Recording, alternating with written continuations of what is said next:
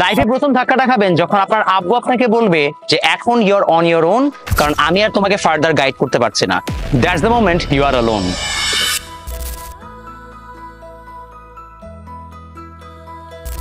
আসসালামু আলাইকুম। আপনারা আজকে দেখছেন আমি একটা ডিফারেন্ট টাইপ অফ এনভায়রনমেন্টে শুট করছি, মূলত ছাদে এসে শুট করছি, কারণ আমার কাছে মনে হয়েছে যে এই টপিকটা নিয়ে একটু খোলামেলা আলোচনা করলে আপনাদের সবার জন্য উপকার হবে। যখন আমি টিনেজার ছিলাম, অর্থাৎ যখন আমি স্কুল কলেজে বা স্কুলে 9-10-এ ছিলাম, কলেজে ছিলাম, তখন আমার একটা বড় প্রবলেম দাঁড়ায় যে আসলে যেটা সব সময় হয় যে টিনেজারদের সাথে বাবা মার একটা দূরত্ব তৈরি হয়। আমার সাথেও তাই হচ্ছিল। আমি অটোমেটিক্যালি তাদের উপর অনেক বিরক্ত ছিলাম, তাদের অনেক ডিসিশনে আমি খুশি ছিলাম না, কারণ তাদের সাথে আমার একটা জেনারেশনাল গ্যাপ আছে। এবং এই জিনিসটাকে ফিক্স করতে আমার জীবনের প্রায় 5 থেকে 6 বছর চলে গেছে, যেখানে আমি ফাইনালি এটা বুঝতে পেরেছি যে আমার বাবা মা অনেক জায়গায় আমার সাথে ভুল করেছে, কিন্তু দ্যাটস ওকে। এই জিনিসটা আমার মধ্যে আসতে অনেক সময় লেগেছে।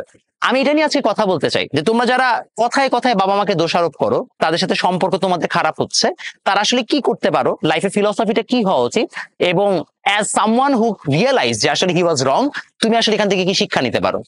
প্রথম কথা, এই কথাটা তোমাকে অনেকেই বলেছে যে তোমার একমাত্র আপনজন তোমার বাবা মা। এই কথাটা আমি জানি, বিশ্বাস করতে অনেক কষ্ট হচ্ছে, বাট এটা ট্রু।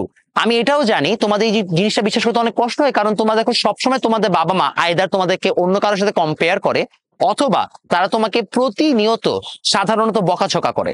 I understand that. তুমি অনেক সময় বলতে পারো যে ভাই আমি অনেক চেষ্টা করি, কিন্তু আমার বাবা মা আমাকে বুঝতেই পারে না, আমার অন্য কোনো একটা প্যাশন আছে, তারা আমাকে পার্সু করতে দেয় না। আমি জিনিসগুলো সবগুলো সম্পর্কে ওয়াকিবহল, কারণ আমিও আমার লাইফের অনেক অপরচুনিটি মিস করেছি তাদের জন্য। ঠিক একই সাথে আমার নিজের যা দরকার তার জন্য আমি ফাইট করে সেটা অর্জনও করে নেওয়ার চেষ্টা করেছি। But I still hold no grudge for them. কেন? তোমাকে কারণটা বলি। আপনার বাবা মা তার জীবনে প্রথমবারই বাবা মা হয়েছে। এর মানে হচ্ছে আপনি যেমন ফার্স্ট টাইম তার সন্তান, ঠিক একইভাবে তারাও কিন্তু কোনো ট্রায়াল এক্সপিরিয়েন্স পায় নাই, তারা ফার্স্ট টাইমই বাবা মা হয়েছে। বিদেশে যেমন প্যারেন্টাল গাইডেন্সের উপরে আলাদা তারা ট্রেনিং সেশন নেয়, অনেক কিছু করে, আমাদের থার্ড ওয়ার্ল্ড কান্ট্রিতে না এটার ব্যাপারে অ্যাওয়ারনেস আছে, না আমাদের সেই সুযোগ সুবিধাটা আছে। আমাদেরকে এটা মাথায় রাখতেই হবে যে আমাদের বাবা মা ভুল করবেই, কারণ তারা লিমিটেড রিসোর্সে প্যারেন্টিংটা করেছে এবং প্যারেন্টিংটা শিখছে। এর মানে হচ্ছে জিনিসটা তাদের ভুল হবেই। এটা আইনও আমাদের উপর অনেক ইম্প্যাক্ট ফেলে, বাট এটাও মাথায় রাখতে হবে যে তাদের শেখার অ্যাভিনিউ বা রিসোর্স ইনাফ ছিল না। আরেকটা বিষয় হচ্ছে তারা এমন জেনারেশনে বিলং করে যে জেনারেশন সবসময় ক্রাইসিস দেখে বড় হয়েছে। আপনি খেয়াল করে দেখবেন আমাদের সবার বাবা মা, যদি আমরা মিডল ক্লাস ফ্যামিলিতে বড় হয়ে থাকি, তাদের সবার একটাই টেনশন যে লেখাপড়া করে ডিগ্রি নাও এবং তাড়াতাড়ি একটা ভালো চাকরি করো। তারা এটাও বুঝে না যে এখন আর ডিগ্রির মূল্য সেরকম ভাবে হয়তো বা নাই। ঠিক একই সাথে তারা এটাও বুঝতে চেষ্টা করে না যে লেখাপড়ার বাইরে অন্য কোনো অ্যাভিনিউ থাকতে পারে। এর কারণ হচ্ছে তাদের জামানায় তারা যদি ভালো ডিগ্রি নিয়ে থাকে তাহলে তারা ভালো চাকরি পেয়েছে, এটা তাদের সময় সত্য ছিল। আনফরচুনেটলি বর্তমান জব মার্কেট সম্পর্কে তাদের আইডিয়া সেরকম নাই। চিন্তা করে দেখেন, আপনি এমন একটা জেনারেশনের মানুষ যে কিনা জন্মের পর থেকে মোবাইল এবং ইন্টারনেটে বড় হয়েছেন। আপনার বাবা মা যেই জেনারেশনের মানুষ, সেখানে মোবাইল ফোন কি ইলেকট্রিসিটি ঠিক মতো ছিল না। অর্থাৎ জগৎটা অনেক বদলে গেছে। জগৎ বদলালেও কি বদলায়নি জানেন? আবেগটুকু বদলায়নি।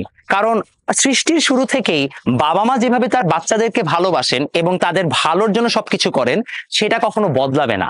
এবং এটাই হচ্ছে যে আমাদের সবচেয়ে বড় স্ট্রেংথ, যেটা আমরা এখনো রিয়েলাইজ করছি না।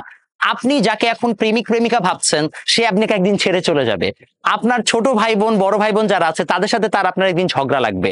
প্রত্যেকটা মানুষের সাথে আপনার সম্পর্ক একদিন না একদিন নষ্ট হবেই। বন্ধু ছেড়ে চলে যাবে, আপনার গার্লফ্রেন্ড ছেড়ে চলে যাবে, সবাই ছেড়ে চলে যাবে, বাবা মা আপনাকে ছাড়বে না।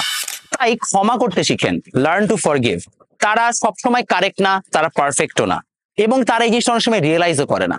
বাট তারা সবসময় আপনার ভালো চায়, তারা আপনাকে আগলে রাখে। আপনার যে কোনো কিছু হলে তারা যেভাবে ছুটে আসবে সেটা অন্য কেউ করবে না আপনার জন্য। আমার লাইফের সব মেজর ডিসিশনস আমি আমার বাবা মার সাথে কনসাল্ট করে নিয়েছি, সেটা যে কোনো ক্ষেত্রেই হোক, ফাইন্যান্সিয়াল ডিসিশনস হোক অথবা লাভ লাইফ হোক।